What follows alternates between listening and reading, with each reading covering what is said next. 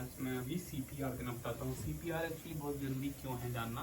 आज मैं driving school में सीखा मैंने सीपीआर। आज आपकी क्लास थी, उसमें सीपीआर देना सिखाया गया और एईडी भी सिखाया गया। सीपीआर इसलिए ज़रूरी है क्योंकि एक डेटा उन्होंने दिखाया, उसमें लिखा हुआ था कि अगर हम सीपीआर किसी को देते हैं और मान लो कि 9 मिनट तक एम्बुलेंस नहीं आई, तो वो बंदा सीपीआर अगर हम दे रहे हैं तो 18 मिनट तक वेट कर सकता है मैक्सिमम। अगर हम सीपीआर नहीं दे रहे हैं तो वो जो वेट करने का टाइम होता है वो 9 मिनट। 9 मिनट मतलब उसके जो जिंदा रखने की पॉसिबिलिटी है वो 9 मिनट तक ही रहेगी अगर हम सीपीआर नहीं देते हैं। अगर हम सीपीआर देते हैं तो 18 मिनट तक पॉसिबिलिटी जो है एक्सटेंड हो सकती है, दुगना हो सकता है। इसलिए सही से सीपीआर देने आना बहुत ज़रूरी है कि कैसे सही से देते हैं। बहुत मुश्किल चीज़ नहीं है, लेकिन फिर भी अगर पता ना हो, कभी सुना ना हो इसके बारे में, तो जब ऐसी सिचुएशन आती है तो लोग जो है समझ में नहीं आता कि क्या करें कैसे करें।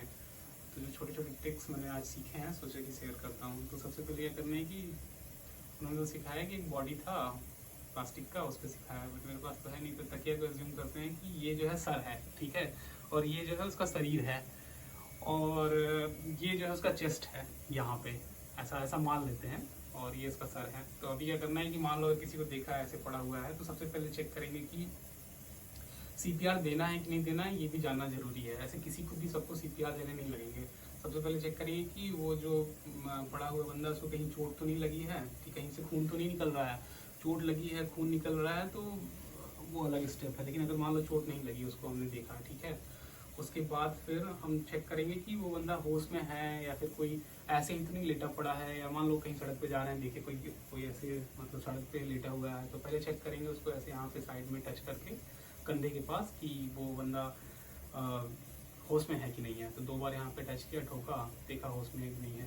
और कोई तरीका नहीं, ऐसे हाथ वाथ उठा के तो नहीं देखेंगे, क्योंकि मान लो हाथ में चोट लगी है, हड्डी टूटी हुई है, तो फिर ज़्यादा नुकसान हो जाएगा। तो इस कंधे पे ऐसे 2 बार ठप ठप करके हमने चेक किया कि वो होश में है कि नहीं है। अगर मान लो उसने कुछ रिस्पांस नहीं किया, ठीक है, तो हम फिर क्या करेंगे, फिर आसपास कोई है उसको बोलेंगे एम्बुलेंस को फ़ोन करे या फिर किसी को सहायता के लिए बोलेंगे। साथ में हम क्या करेंगे, अगर उसने रिस्पॉन्स नहीं किया तो, रिस्पॉन्स किया तो फिर वहीं पे दूसरा स्टेप है, वो दूसरी चीज़ है। लेकिन अगर रिस्पॉन्स नहीं किया तो फिर हम क्या करेंगे, अगला स्टेप है कि हम देखेंगे कि उसकी सांस जो है चल रही कि नहीं चल रही है। उसको देखने का तरीका ये है कि बिल्कुल झुक के उसके ऐसे यहाँ पे पेट के पास देखेंगे कि हल्का सा जो ऊपर नीचे हो रहा है कि नहीं हो रहा है। तो ये यहाँ से आसानी से समझा जा सकता है। दूसरा तरीका ये है कि हाथ की नब्ज देखना, बट हाथ की नब्ज देखना सामान्य आदमी के लिए इतना आसान नहीं होता है। वो भी ऐसी सिचुएशन में जब कोई एक्सीडेंट हो रखा है तो नब्ज को सुन पाना, समझ पाना, ये डॉक्टर लोगों के बस की बात है। सामान्य आदमी को तो फिर ये तरीका आसान है कि ऐसे करके यहाँ पे देखा उसकी सांस जो है चल रही कि नहीं चल रही है। अगर मान लिया कि सांस उसकी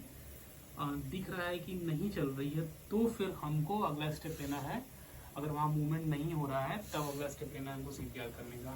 तो अब सीपीआर कैसे करना है, जैसे ये पता चल गया, कंफर्मेशन हो गया कि नहीं चल रही है, तो फिर हमको सीपीआर लेना है। अब कैसे करना है उसके लिए ये जो दोनों हाथ हैं, ठीक है, उसको एक दूसरे के ऊपर ऐसे रखना है, एक दूसरे के ऊपर ऐसे रखना है, और दाहिने हाथ से चेस्ट के बीच, और वो जगह कहाँ है जहाँ पे देना है, ये जो दोनों निपल्स होते हैं, अगर वहाँ से एक लाइन ड्रॉ करें तो उनके बीच में ऐसे हाथ रखना है, ऐसे यहाँ पे एक हाथ रखना है और दूसरा हाथ उसके ऊपर रखना है, ठीक है। उसके बाद 1 सेकंड में 2 बार, स्पीड ऐसी होनी चाहिए कि 1 सेकंड में 2 बार हो, और 30 बार ऐसे दबाना है। 2 3 4 5 6 7 8 9 10 13 14 15 16 17 18 19 20 21 22 23 24 25 26 27 28 29 30, और भी तेज से कर सकते हैं, लेकिन ऐसा दबाना है कि 5 सेंटीमीटर अंदर जाए, और साथ में हमको दोबारा मौका देना है कि ये ऊपर आए, ठीक है। तो 5 सेंटीमीटर अंदर जाने कितना दबाना है, 5 सेंटीमीटर मतलब इतना हुआ, मुझे लगता है थोड़ा सा ज़्यादा, इससे तो काफ़ी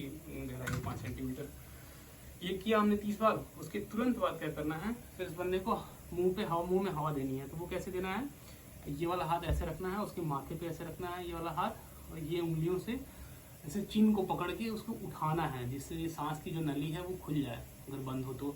इसको माथे पे हाथ इसलिए रखना है कि ऐसे माथा घूम ना जाए कहीं, तो माथे पे हाथ रख के चिन को ऐसे उठाना है और उसके मुंह में ऐसे फूकना है, ठीक है। ऐसे गुब्बारे में जैसे हवा भरते हैं वैसे नहीं, ऐसे नहीं फूकना है, ऐसे फूकना है। और बहुत ज़्यादा हवा नहीं देनी है कि उसके पेट में हवा चली जाए तो गैस बनेगा, और गैस बना देगी वो।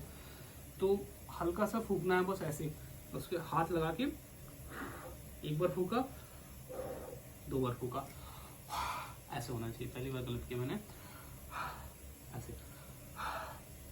ऐसे होना चाहिए, ठीक है। 2 बार करना है बस, 2 बार फूंक दिया, फिर तुरंत हमको फिर वापस से ऐसे चेस्ट को प्रेस करना है, फिर 30 बार ये करना है दोबारा। 7, 8, 9, 10, 11, 12, 14, 15, 16, 17, 18, 19, 20, 21, 22, 23, 24, 25, 26, 27, 28, 29, 30।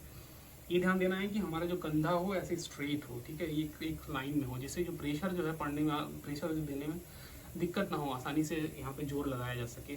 और जो जोर लगाना है वो यहाँ से लगाना है, ठीक है। उसके तुरंत बाद 30 दे दिया, फिर तुरंत बाद ये हाथ ऐसे रखना है उसके सर पे, फिर ये 2 उंगली से उसका मुंह उठाना है, फिर देना है, फिर उसके बाद ऐसे फिर 30 बार करना है। ये जो चीज़ें हैं, दोनों चीज़ें हैं, वो कितनी बार रिपीट करनी है? 5 बार रिपीट करनी है। अगर हम 5 बार रिपीट करेंगे, 30 बार इसको, 2 बार इसको, तो टोटल 2 मिनट लगेगा। तो ऐसे अगर 9 मिनट तक मान लो वेट करना है एम्बुलेंस का, तो कितने करीब 15-20 बार हो गया, ठीक है। 9 मिनट 18 बार हो गया। तो वही है कि लगातार देते रहना है, और इससे क्या होगा कि पॉसिबिलिटी बढ़ जाएगी, मतलब चांसेस बढ़ जाएगा कि रिवाइव होने का।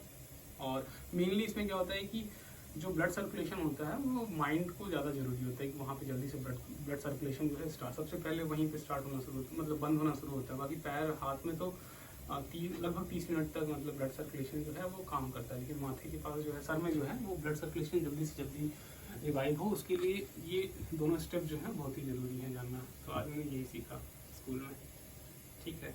नमस्कार।